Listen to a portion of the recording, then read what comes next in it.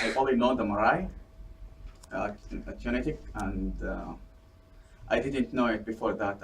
I know it only is like until 3 months ago when we started this course. And the only thing I can think of is the marae. Well, absolutely. The very physical presence of the marae down below here is a very, very powerful statement. And the minute you walk in there, it's really powerful. So other signs on campus are words, so that any rooms, toilets and so on tend to have Maori and English, and likewise all the departments. So there is language and there is a physical presence, but the physical presence is actually the marae down there.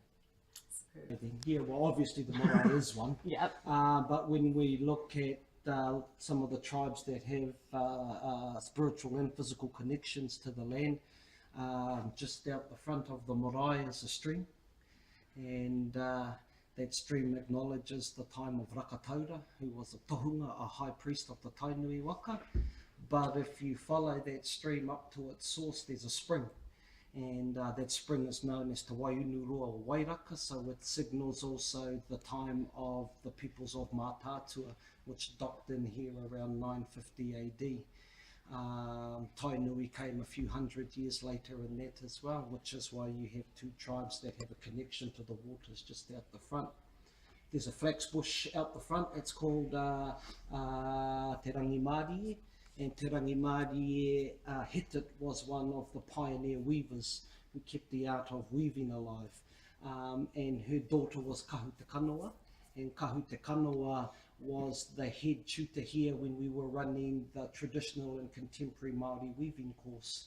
And what they done was they propagated a lot of the cuttings from their homelands down around the Tikuiti area, and they brought all of these cuttings up and they planted those cuttings out there. So we call it Te Rangimārie in remembrance of her being one of the pioneer weavers, but also taking some of these unique native flax varieties and regrowing them up over here and that as well.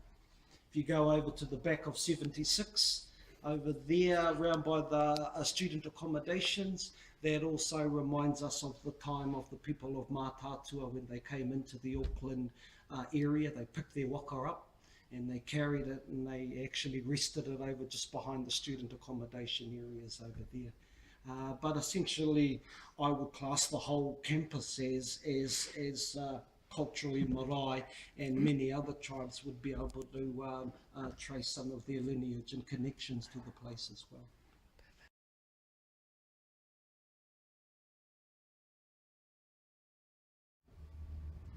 I didn't know much. I think it's a place to pray or people to gather and discuss something. Yeah, all it is.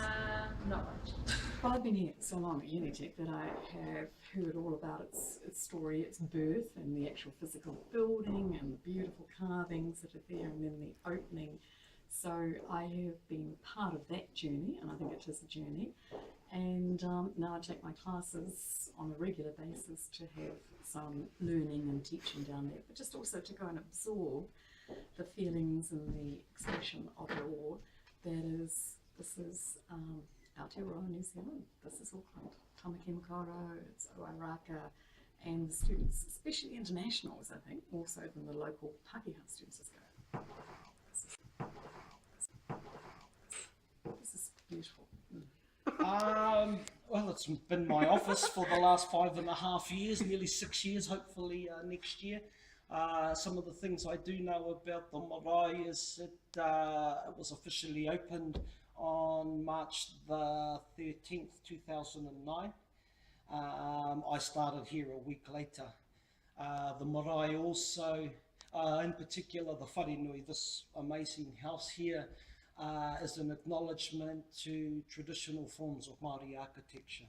So when our master carver wanted to build this house, he didn't want an architect coming in, predetermining everything, and the carver comes in at the last moment and all the artwork gets put up. So this whole house acknowledges the mastery of our master architects, our tohunga, our builders.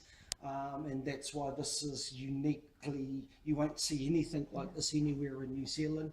It was built with no nails, so almost like this traditional hook and tongue and groove where things just click in and that. The marae acknowledges the tribal history, and there are many tribes that have a connection here, but also acknowledges the arrival of the first other peoples other than Maori to come here. So we think of the whalers, the sealers, the traders, the missionaries, and then ultimately leading up to the signing of the treaty. So it covers a whole lot of knowledge from the time that Maori arrived here right to our present day in the house here today.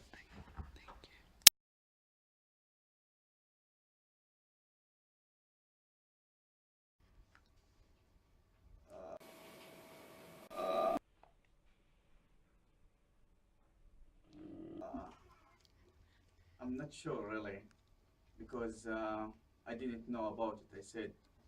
And I think they should show most of the international people a lot more about the marae, because I've been here for 6 years and I didn't know much about it. I actually like it because it kind of demonstrates that it's like a multicultural community. It's not just.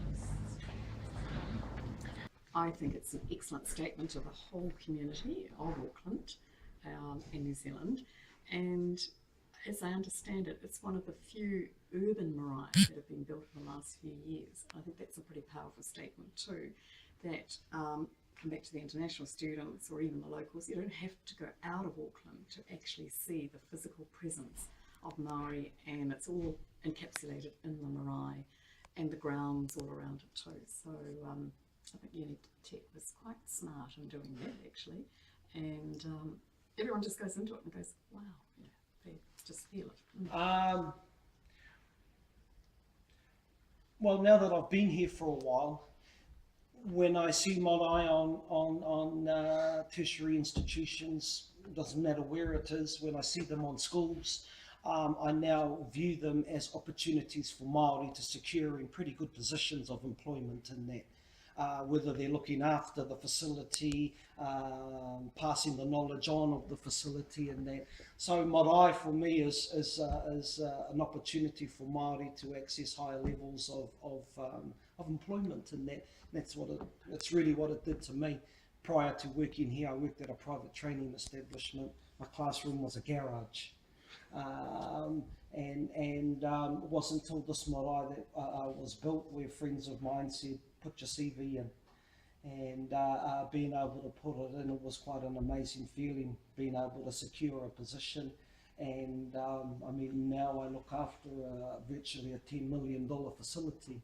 So that's what I see the opportunity of having marae on tertiary grounds, on educational areas. It's also a physical acknowledgement in some ways of the education's commitment to Māori knowledge and upholding the principles of the Treaty of Waitangi. So that's what I think about marae being on a marae, on tertiary grounds, sorry.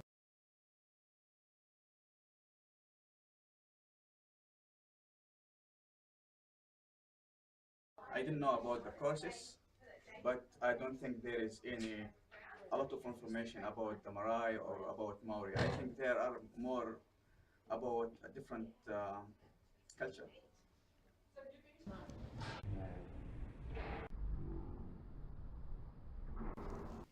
In a nutshell, I think no. I know, but then that's because I've been here for years and years and talk with all the staff down there too, and personally believe that any student who's a graduate has to be very aware of Māori Pākehā relationships, what it means to be bicultural too. So it is about promotion and self-awareness, etc., etc. The marae physically is pretty explicit, but it's about like the courses and so on, and I think that's the challenge for how to make those more explicit. I think the hardest part, first and foremost, since the marae's been opened, is finding the avenues to allow other departments and other faculties to engage on the marae and a cultural perspective in that. An example would be some of the work I've done with the comm students in that, where they looked at the art of oral speech. They study Greek, they study all of these amazing people over in Europe and that, and just in the last 3 years, we've been able to engage with the art of whaikōrero, Māori oral speech. So we bring the students down and they start to learn and engage with the marae, but through something that's unique to a set piece of work of theirs. So it's working. It's taken a little bit of time. As far as courses, I suppose the biggest disappointment for me was the closing down of the traditional and contemporary Māori weaving course. For me, that when I got here, that was the only course that was going. That was a complete year, whereas a lot of the other Māori-based courses are actually electives, so they're sub-electives. People have an opportunity to take them, but they're not compulsory parts of the degree of the bigger learning in that. So I would like to see a little bit more embedding of mātauranga Māori throughout our faculties, and have to acknowledge our deans of mātauranga Māori, these positions that have been created now, so they can ensure that there is justified inclusion of Māori knowledge being put in, regardless of the paper or the degree course. Okay. So I think it could be better. Yeah.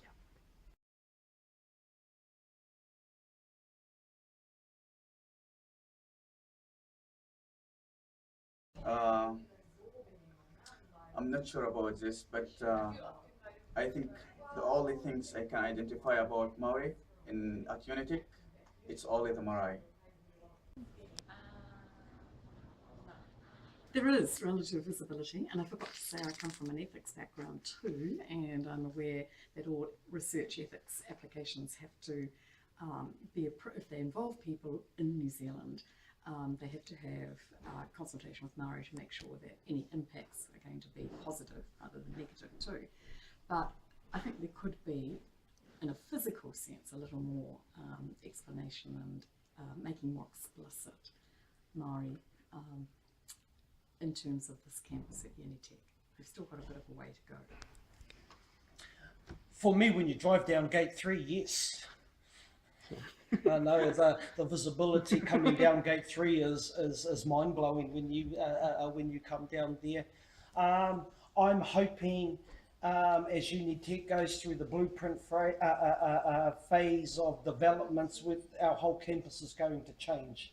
So there are lots of committees and meetings and sub-meetings that are being held now, and for me personally, it's making sure there is a visible presence throughout the campus other than the marae. So maybe if you have a look, there's signs with a few writings on talking about the Māori knowledge. For me, that's not visible.